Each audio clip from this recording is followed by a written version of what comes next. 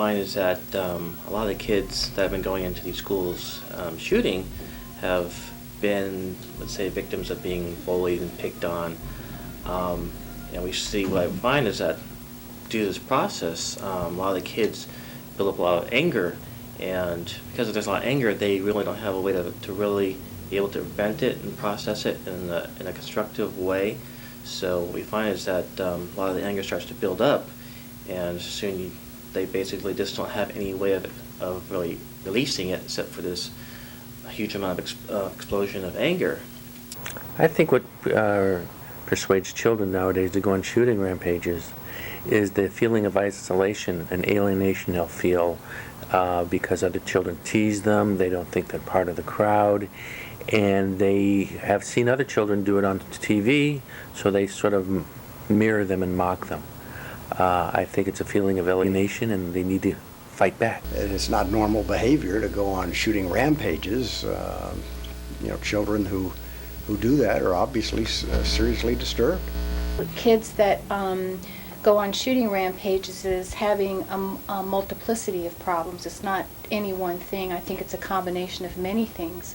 When I think about the violence in the schools is, first you have a person who has a certain disposition that they came into the world with.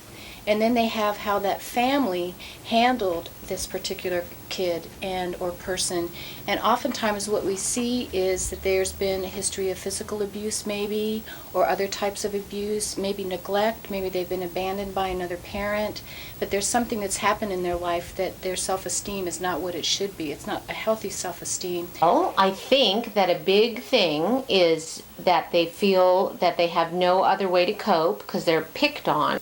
Peer pressure, influence from their friends, trying to look cool, and I don't think they really think about the full result of what could happen. Television, the movies, back then you wouldn't have Arnold Schwarzenegger going into some building and blowing away everybody with these machine guns. Back then we didn't have video games where two figures are killing each other with a lot of blood and gore. And what I just find is that with the change of these things, that I think there's a lot of desensitization of violence, and just how it's kind of influencing the way we think and see things. In our culture, on the media, in the news and on TV and in the movies, there's an awful lot of violence, and we give a lot of mixed messages about violence. We don't, and it's almost in a way you would think that we wouldn't condemn violence, that we would kind of give violence a free rein. And so I think that there's a lot of confusion. And also, I'm a bit old-fashioned, and I grew up playing with toys that you either made or bought, but there wasn't any of these electronic toys. So nowadays with video games, I'm just amazed at all the kids I see playing these really incredibly violent video games. And I don't think that necessarily you're going to go play a violent video game and you're going to go create a crime. But I think what it does is that's what we're saying, oh, that's an okay outlet for you to deal with your aggression, just go play shoot 'em up, bang, bang. And I think what it does is I think it gives people and kids that play these games kind of a false sense of power. I think that the media has a lot to do with it. I think the reason we're having more problems with weapons and guns and shootings is because we're having more problems with drugs. And I think kids are starting a lot earlier than they did 30 to 40 years ago. I think video games are a problem because some kids spend like 3 hours every night practicing shooting and killing.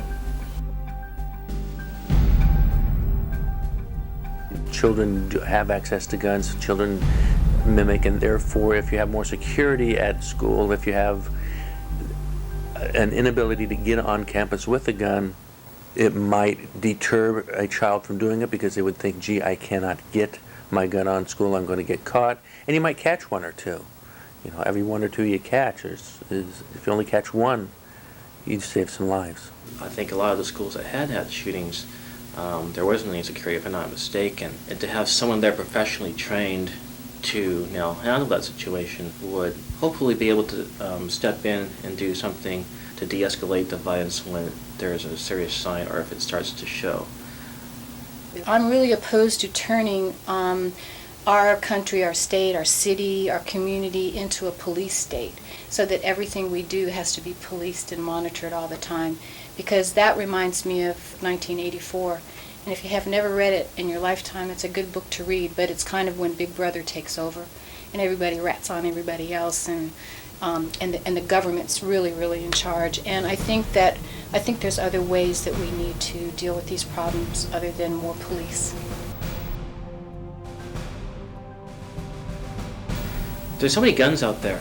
To me, like, I see guns as just a way of expressing their anger. If guns are taken away, the anger is still going to be there, so I think they'll find other avenues to release that. We probably have way too many guns, and I think we're using them now in more violent ways than we ever have before, so something needs to be done. Some type of control, some kind of containment definitely needs to be implemented. I don't think gun control will help now. I think there's too many guns out there, and I think mostly the guns that these children use are in the family. I don't know if gun control would help that or not. If you would restrict the access of gun to children, I think then it would be a lessening of this. But how are you going to do that? Less guns, less ability to get guns, less ability to act out with guns.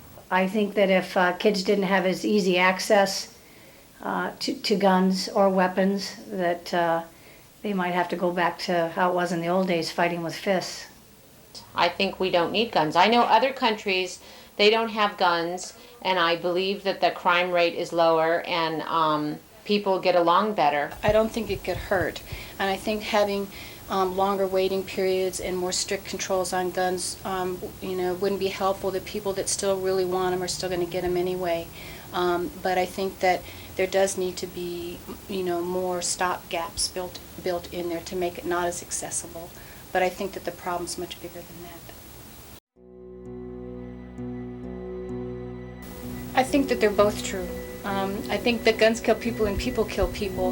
And, back in the days, I guess, the earlier gangs, it wasn't guns, it was knives, they were using knives or something else. And weapons have been around forever. It's just something that's always been there. But I think that I think it is the person behind the gun and the person motivated to have a gun that is actually, pulling that trigger, and they have found the vehicle to do that. I agree that people kill people because their lack of experience around guns and the fact that they're even accessible causes, deaths, even though they are accidental. No, I don't agree with that. I can't kill you with a gun if I don't have a gun in my possession. Research that I've seen shows that the less guns you have, the less ability you have to kill people. That's just a slogan by the gun lobby, in my opinion, to focus the blame. We know that people that have problems, criminals, will kill people or will shoot people and they don't care. But kids are not like that. They don't have the same reasoning ability as an adult. The frontal part of the brain does not totally develop until after the age of 20, and teenagers don't think like that. I'm a retired law enforcement officer, and we used guns on a regular basis as part of the job. And it's just like any other tool that is necessary to do a job. It's the person who utilizes the gun that commits the crime, not the gun itself. There are some guns out there that have very little legitimate use, and those guns we should control, and in most cases are. We have very strict gun control in the state of California, for example, much stricter than most states. No, I think you got to take it on a case-by-case basis. Some kids know what they're doing. Some kids are mentally not as mature as other kids. I think what you got to do, though, is change the law a little bit, that if they're not tried as an adult, it's not an automatic kick free at 21 or 22. There has to be some other provisions made to go on after that. But I don't think it's an automatic try them as an adult. It depends on their age, depends on their intellectual abilities, depends on their ability to reason. No, not all. I mean, it really depends on the circumstances. You have to evaluate it, on the basis of each case. So some of these young people that are very close to being adults and commit, very, very serious crimes, heinous crimes, they're going to have to pay. I mean, they're going to have to pay the consequences of their acts. I think they should be held accountable. I think that today that there is so much exposure and the attempt to educate students about the consequences for having drugs and weapons on campus, and that it's taken very seriously today because of the past incidents that we've had in other schools, and we need to learn from that. It's been my experience that sometimes kids will use knives and verbal threats, maybe not meaning, but they want to come to the fight with something bigger to the table, and that's where they get in trouble. I think that the idea behind trying a kid as a kid is that there's maybe some hope for rehabilitation, because children, optimally, are thought to be more kind of plastic and easier to change than an adult who's sort of hardened into who they are. But I think that at this point that they should be tried as children with their own set of circumstances and problems that are different from adulthood.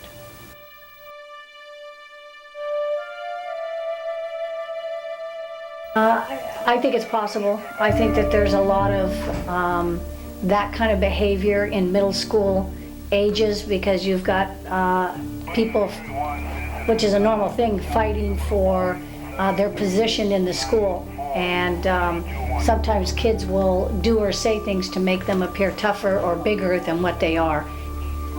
I don't think that's a reason to shoot people, and which is what has occurred in many of these cases. I mean, these young people have stepped over the line quite dramatically.